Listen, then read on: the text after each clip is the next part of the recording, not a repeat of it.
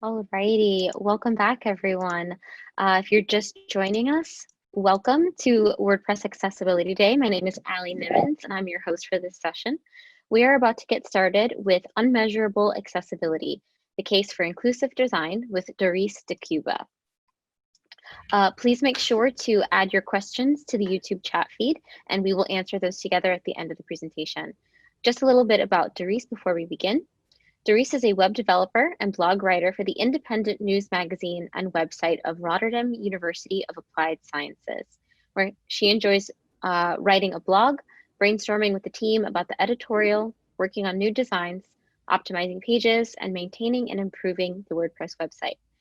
Being late deaf, which gives her unique insight into inclusive design. She likes to write down her musings on her website. She loves to explore the food scene in her hometown, The Hague, and in the Netherlands. She's keeping track of cool places she finds in her food guide. Today, she's going to be explaining unmeasurable accessibility, the case for inclusive design. So I'll go ahead and pass things over to Darice. Okay, hi everyone. It's exciting to be speaking to a worldwide audience today.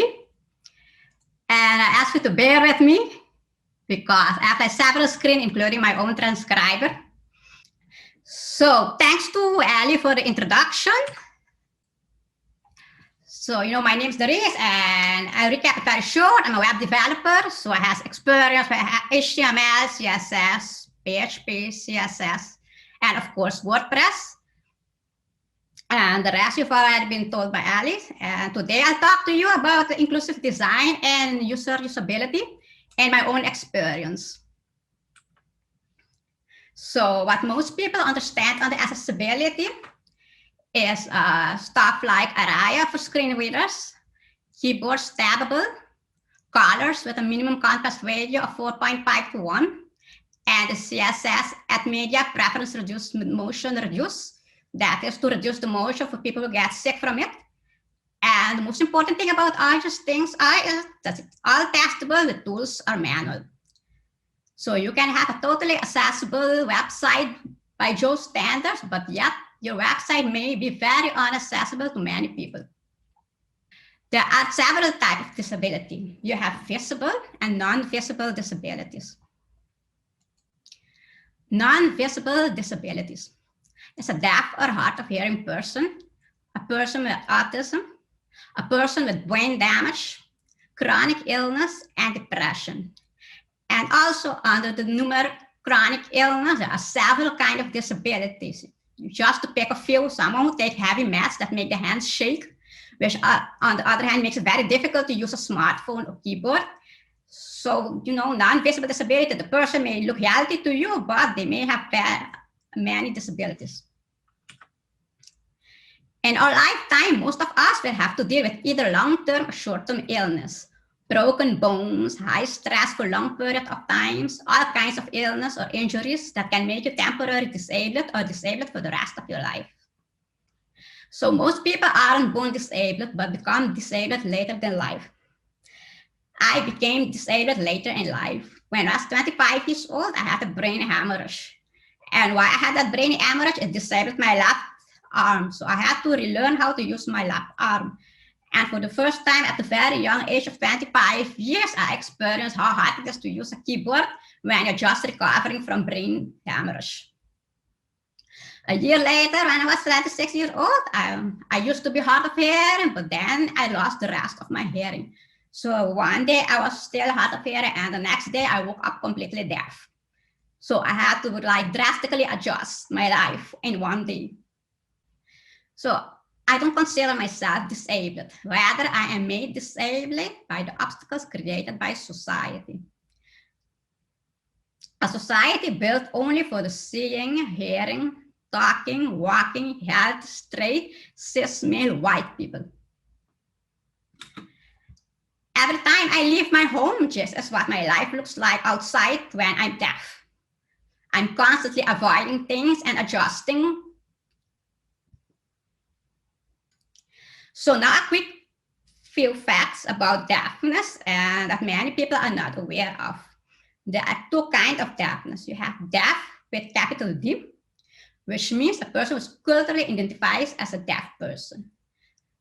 Those persons are born deaf or became deaf as very early in their life as kids, and their primary language is sign language. Then you have people with lower D, deaf. That's people like me, amongst others.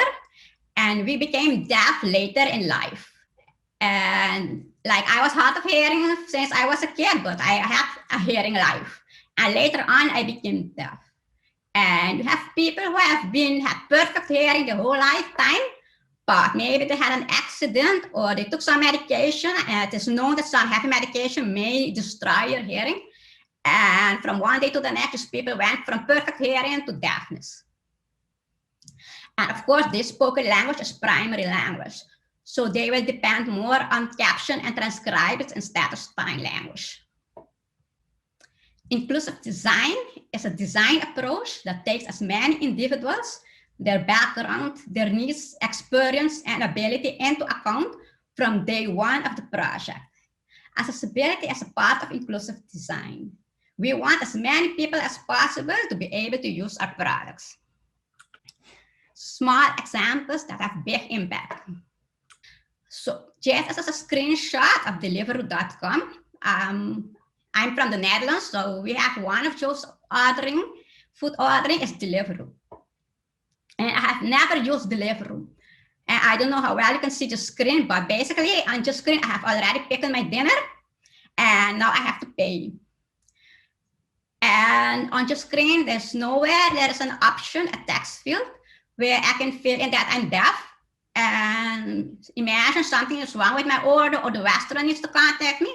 There's no way that I can let them know that I'm deaf, so they can please send me an email or a text message instead of calling. And same goes for the delivery person. There is no way I can put that they should text me. Imagine they ring the doorbell or something is wrong. They are going to call me because I can't let them know I'm deaf. So just place lost my business and my money because it's not accessible to me. And I like ordering food. So every time something goes wrong, this is the feeling I have. No food for me. So one of the good things to use for such websites are chat widgets. And little by little, some places start using a chat widget, but they are not using them optimally to make them accessible to everyone. A lot of them have a bot behind those. I, as a deaf person, have no use for a bot.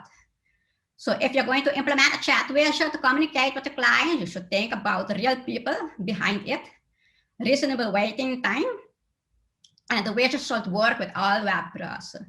In the Netherlands, we have like a government social service, and they have a chat widget especially for deaf people because they know we cannot call.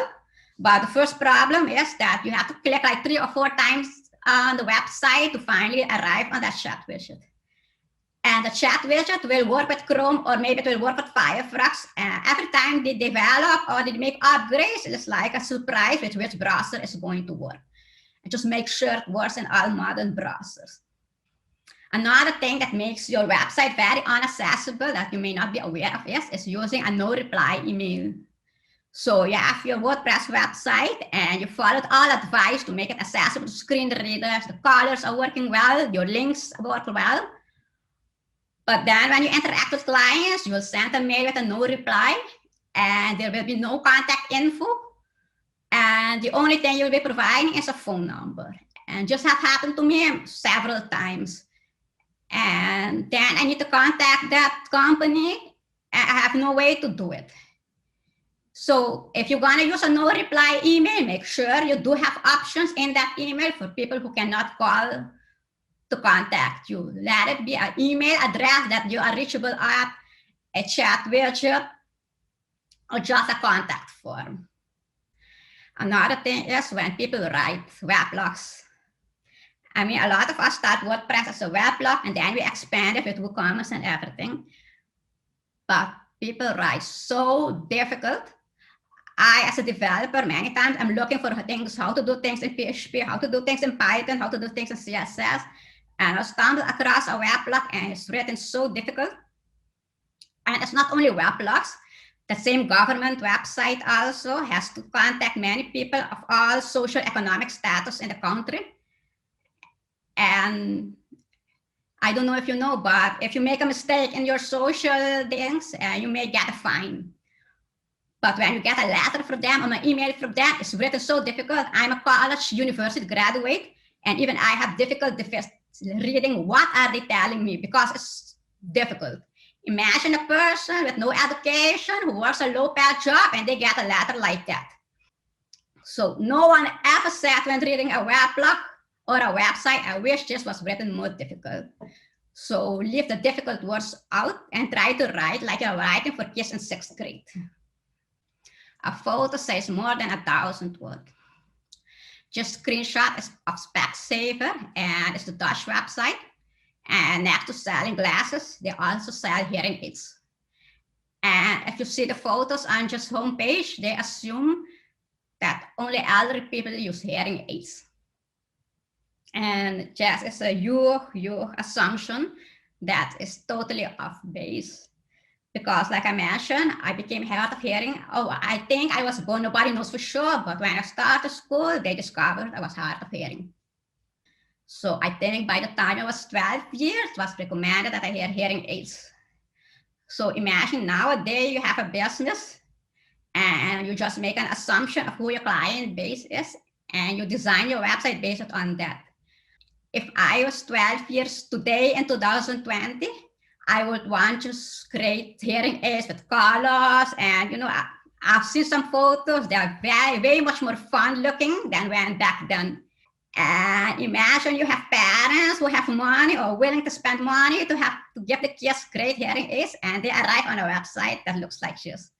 And it's something they click away right away because this website assumes only people who were hearing aids, and the products will probably not be to the liking of a 12-year-old kid. So when you have a website and you focus on commercial and clients, think very hard of who are actually your client base, because it can cost you money in the long run. So Captions.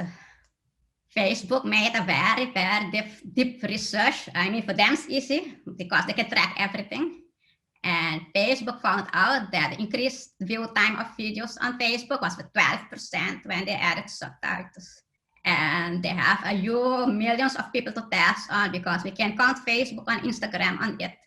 And Captions have so many advantages. And it's not only for hard of hearing and deaf people, but watching videos in noisy places or in the silent train coupe. Imagine you're at a library studying and you take a break and you want to see some video, you're gonna need Captions. It's also very handy for the search engine optimization because Google cannot index sound, but Google does index text. So if you have Captions, Google will find your website and your videos way much faster. And when spoken language is not your primary language. So if you're English speaking and maybe you understand a bit of Spanish, but it will be handy to have caption maybe in English or Spanish, but as long as you can follow extra well. And also if the speaker has an accent. I know I have an accent because I speak 4 languages and not one mother tongue, so I know I sound very confusing. And I'm sure the caption will even help hearing people follow me along. I don't know how many of you are familiar with the SRT subtitle file, but for me, just SRT file is the biggest evidence that way more people want caption than who don't. Because .SRT files have been popular since the internet was fast enough to download media. And there are websites out there with thousands and thousands of captions, and they are usually popular. So like everyone needs or wants captions on their videos. So it shouldn't be a question if you're gonna put a video on your website like, should I put a caption on a video? It's gonna cost money, it's gonna cost time. But the answer is yes. Because everyone wants caption. And sometimes whether they know it or not, they prefer captions. So this is another huge pet tip. If you're gonna caption, never ever do this. Do not caption ball songs like this. I mean, it's just offensive to deaf people, especially, and hard of hearing people. But when Janice in France is laughing, that you do caption. And why? Because in just context, one of Jen's most annoying characteristic was her annoying laugh. And I can imagine I'm hard of hearing, so I saw the whole of France before I became deaf. But now Friends is on Netflix and a whole new generation is meeting Friends for the first time.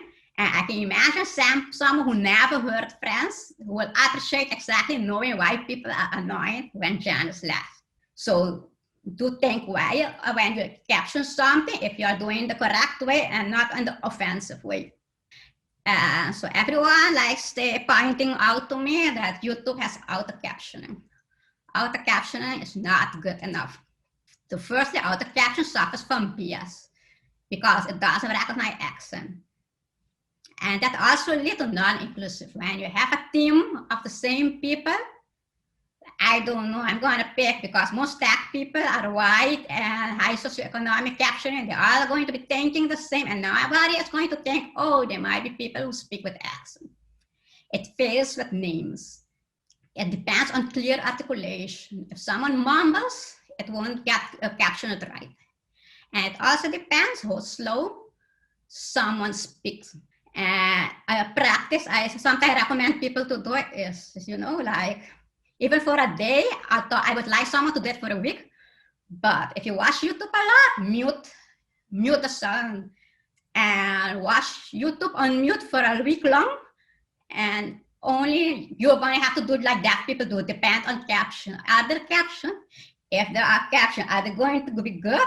And so I dare people who are hearing for a week or maybe just try a day of watching YouTube on mute. And you'll find the horrors of auto captioning. So for me, the best and good examples are Netflix and Tab. And the Netflix is the best because English is not my first language, but my first language is Papiamento. I don't know how many of you know that because I was born and raised on Aruba. So unfortunately, I won't find Papiamento captions anywhere in the world. So my next go-to is English, and not Dutch like many will think, but English.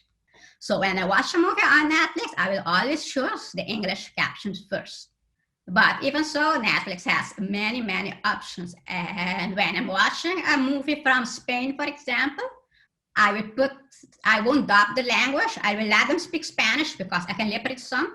But I will also choose the Spanish captions because if I know those people are speaking Spanish, I prefer to see Spanish captions. And on the other hand, if I'm seeing an English movie, I know they're speaking English, I want to see English captions.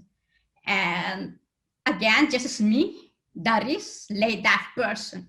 So you should not assume that all laid-back person have the same preference. And that's an attitude. There is no one deaf person. Every deaf person, late deaf or early deaf, they all have the individual preference of how they like a caption or sign language. And Netflix also has a very good thing, and not for deaf people, but for blind people, and they have audio description. So imagine someone who is blind is watching a horror movie, for example, and right now the screen is silent, but everyone who can see is looking up, creeping outside the window. And the audio caption will let the blind person know that there is a creeping person creeping outside. So on that point, I think Netflix was doing very well up until now with captioning. But there is also one thing you have to take into account is when I'm watching a movie, I don't know how many of you know One Day at a Time. It's a movie about a Cuban American family. So they speak English most of the time, but the grandmother a lot of the time speaks Spanish. And that's one pet peeve I have with captioning. And why the English is the main language being spoken, and the moment a character speaks Spanish, they will not caption it at all. There won't be English, no Spanish caption, or maybe they'll just put person is speaking Spanish. And that is also inaccessible. So you have to pay attention to small details like that. And that has caption in all and all main languages, and depends how long the video has been online. They also have podcasts, and just podcasts are also transcription. So for me, Netflix and that are the go-to places to see videos and talks. And now transcriptions, not only for the deaf and hard of hearing. And I love to acquire knowledge and follow talks, but podcasts are a huge point of inaccessibility. But just American Life understands this. They had all the archive transcribed years ago, and they did it in a few months. They transcribed all their podcasts. And since then, every time an episode is published, within 24 hours, it will have a transcription. And they have done, I have a link under the slide, you can look it up later. And they have all the statistics, they did a huge research, and since they have been captioning, their listener has gone up because Google can index transcriptions. So they have an increase of visitors, they have an increase of unique visitors. They can see that the transcriptions are being read, and they can see they have more people visiting their podcast. And why transcript matter? There is a huge list. Because podcasts right now without transcriptions, they are inaccessible to deaf people, hard of hearing people, people with hearing insensitivity, people with ADHD, people in noisy environment, people in silent environment as the train or a library. And transcripts are also good for the search engine, people whose primary language isn't English, and also for fast referencing or quoting. So imagine you have a podcast and it was a hit and you have it on your WordPress website. Your WordPress website is super accessible. You have a podcast that just went viral, but now you have a problem. You don't have transcript. So Google won't be indexing it. And you're gonna lose out on a huge group of people for which it's inaccessible. And that fast referencing quoting, and imagine a journalist came to your website to write about your podcast, and the person really doesn't have time to go listen to all his podcasts. And in this sense, transcripts are very good because people can scan them really fast, looking for the point, and they can quote from it, and they can reference it in an article or on another website. So the advantages of having transcripts are enormous. So how inclusion works. And why I'm going to tell you just because when you have a project, and maybe even if a small project, it's always good to have someone outside your bubble giving you feedback and their point of view on your product. It doesn't help you to have a bubble of the same people who think like you, are the same culture or you. So diversity is having a seat at the table. Inclusion is having a voice. And belonging is having that voice heard. I'm a person who can be considered the diversity in the Netherlands because I am not Dutch. I'm chronic ill and I'm deaf. And many times that happens that people ask me to join them and to be, the other voice. And that's very nice to be sitting there and it's nice to be talking, but sometimes you talk and people don't listen. And so it's very important when you expand your bubble to really be aware of, I'm really listening to just person's voice. I'm not saying you have to do everything someone tells you, but one should really listen and, comprehend what they are being told about the website, about the product. And that's the best way to be inclusive. And now I'm going to give you a perspective because since I've been doing this, I get that question many, many times, but it costs money, it costs money, it costs money. And the first thing you have to think about when you have a budget and you're getting ready for start whatever project, so you look, I'm going to use WordPress, that is free, thank you, that's free. The host is going to cost money, and maybe I will have to hire a programmer, but in that budget, you should also take about accessibility. That should also be from day one, because if you're going to add a layer, it's going to cost even more money. So day one, you have your budget, accessibility is going to be part of your budget. And this is the perspective. Able people will say, disabled people are only what, like 5% increase in our web audience? Who cares about making the web accessible? And also able people, a sign-up increase of 5% bonuses for everyone. So that's really something you should always think about it when you're going to start a project. So thank you for listening. And do you have questions for me? Wonderful. Thank you so much. That was amazing. I learned a ton. I was tweeting through the whole thing. I really appreciate everything that you just shared. I do have the questions pulled up, so I will make sure that we go through them from the first ones to the most recent. Let me go back. Okay, so the first question that we have, how many fonts should I use when designing a website? I found some websites using more than 2 fonts. Okay, the fun thing, I think just not only for disabled people, I think, like I like GIFs and I get annoyed if there are too many GIFs on a website I'm trying to read. But one or two is okay. Okay, I do actually design long reads web pages for my job. And I stand by 3 fonts. I will use one for the headers, and one for the body, and one for the block quotes. Mhm. And maybe a 4th one, but just for the small text, the captions, because if I caption a photo, I will always do that in a monotype space, but no more than 4. And you should always make sure they're like in some flow into just font. I know it's very hard. I mean, there are people who are font expert, and I don't think I'm a font expert, but like on Typekit from Adobe and Google Fonts, you can always Google the font combination and they will teach you which combination work. So you don't have to guess and mix and match, but I will keep it to 4 fonts max, and which of 2 are the main one for the header and one for the body. Next question. Do you see enough changes in diversity in relation to digital accessibility? How can we improve, and what area needs it most? What is the first thing you address when you start a project? So that's 3 questions in one. Okay, I mostly advise people, and then it's like, I don't know how it is. I know I'm speaking to a worldwide audience, so I'm going to speak from a Netherlands perspective, and the majority of the population here is white. And actually, you do see it with international products too, with apps and stuff. I remember back then there was a huge thing because it was a group of young guys in Silicon Valley who made the app for women, and they had it all wrong. Why? Because they didn't have a woman in their team. So you'd have to do it on day one, and you're gonna hire people and freelancers and try not. I know a thing you hear a lot is, yeah, but it don't fit in the work culture. See, that's the problem, the work culture. You want people that don't fit in your work culture because your audience and your clients are not going to be part of your work culture. So look for people who are very different from you. I'm not telling just pick someone because they are a woman, because they are brown, or because they are disabled. You're going to pick someone because they know the job, but you're not going to pick them because they are the same as you. So that's the first thing you have to think. Alrighty, that was fantastic answer. Could not agree more.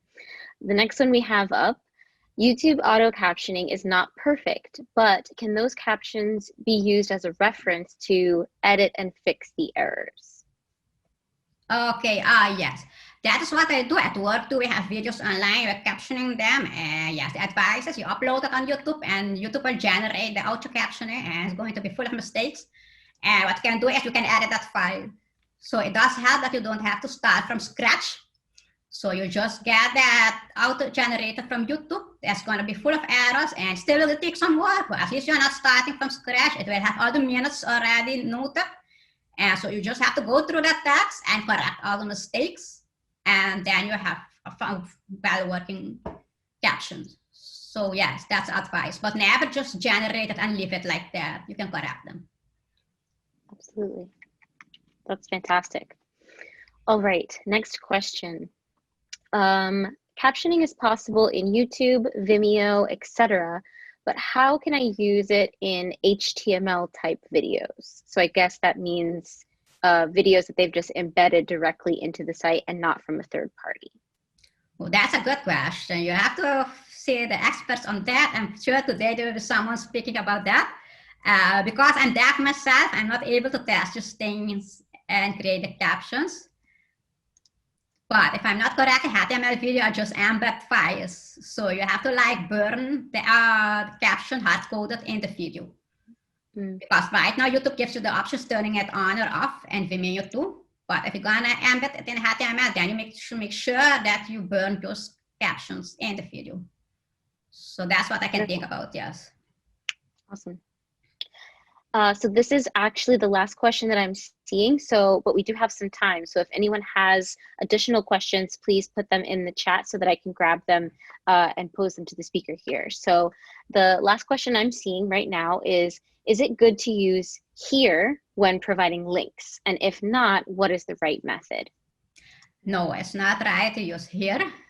You should always explain what the link is, and that explanation part is going to link. but here is where, yes, no. So if I'm going to link to just talk later on my website, I'm going to write, yesterday I gave a talk to the WordPress accessibility. You can view my talk on YouTube. And I will link, you can view my talk on YouTube. I'm not gonna say you can view it here and link here, no. All right, so we have one more that just came in. The question is, what are your thoughts on YouTube community captions being discontinued? Okay, I think the YouTube community is very big. I don't think there is one YouTube community because inside YouTube you have several sections. And I think, yes, let's say, for example, since this pandemic that we have been sitting at home, I've taken a liking to see just interviews with writers who released their books. So they are not going on book tours anymore. So everyone is talking to the bookstores on YouTube, and several of them are captioned. I'm not 100% sure if it's auto caption or not. I'm going to assume they were corrected because they're pretty good captions. But still some are missing. I also like seeing night talk shows from the United States, like Altus Jimmy's. I can keep them apart. But I noticed that Conan never ever had captions. So I never ever, yes, Conan, and lately I just stumbled upon him in the recommendation and I saw he had captions. But before that, Conan did not have subtitles on YouTube. And I think it's Kimmel. Kimmel has subtitles, but his subtitles are always delayed. And so it's very hit and miss in the YouTube sphere. But what I am very upset about is the decision of Google to stop community captions. I don't know if you people have followed, but Google is going to stop the possibility for people like you have a channel and you have a video and someone can write the captions for you and submit it, but they are going to stop that. So Google is actively working against accessibility on that point. And there was also a huge thing with Twitter because Twitter is starting voice tweets. And I want to ask this worldwide audience to think twice before you start using voice tweet, because they announced it voice tweet. And then everybody was like, okay, what about other deaf and hard of hearing people? And it turns out Twitter hadn't even talked about with their accessibility team. It turned out they didn't really have an accessibility team. So when people got mad, they had to scramble and get that team set up. Because you cannot take Twitter is highly accessible right now, right? The text, and you're always given tips how to keep the text accessible for screen readers. And now you want to add voice tweets that won't be accessible to them. So now the voice tweets are going to launch soon this year, and the captions will follow later.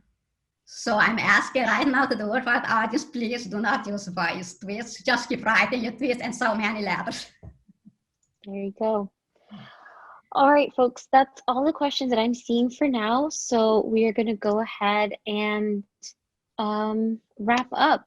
Thank you, Darice, so much for all of that fantastic information. You made so many amazing points, and it was such a pleasure and an honor to hear you talk today.